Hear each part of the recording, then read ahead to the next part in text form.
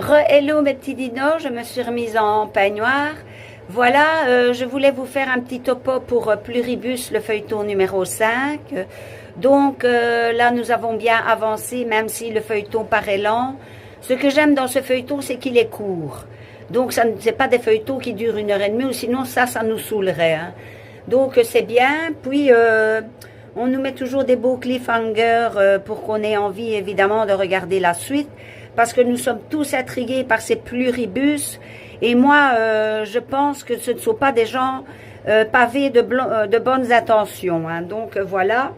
Alors, maintenant, ils ont décidé de bouder, Carole. Il répond quand même toujours à ses ordres, mais il l'ignore. Donc, voilà. Maintenant, Carole s'intéresse un petit peu à ce qu'il mange. Elle a remarqué qu'il buvait du lait et que le lait avait une composition bizarre. Donc, elle est allée dans les fabriques de lait d'Albuquerque, là, et elle a commencé à inspecter un petit peu à gauche, à droite. Et donc, je vais essayer de raccourcir le plus possible parce que je ne vais pas tout vous spoiler non plus. Regardez, parce qu'il y a quand même des choses intéressantes. Elle tombe sur une bâche où elle voit une espèce de poudre.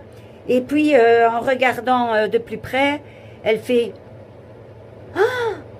Donc, elle est vraiment là, elle se dit quelle horreur, quoi, je pense. Mais moi, je ne pense pas que ce soit les morts, ceux qui sont morts, donc les dommages collatéraux de l'infection des pluribus.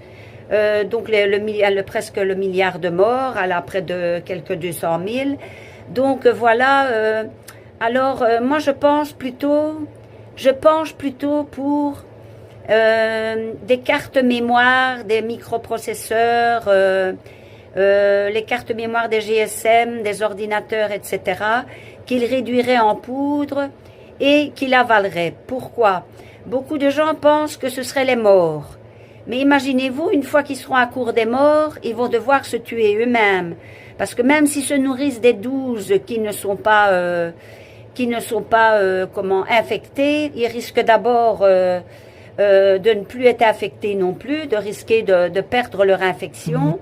Et de deux, il arrivera un moment où ils vont devoir se manger eux-mêmes. Donc, à force de se manger eux-mêmes, il n'en restera plus qu'un qui ne sera voué qu'à une chose, à mourir, puisqu'il n'y aura plus personne à manger. Donc, voilà. Moi, je ne pense pas que ce soit des morts, je pense que c'est autre chose. Ce n'est pas des animaux non plus, puisqu'ils sont véganes. On verra bien, mais moi, je penche plutôt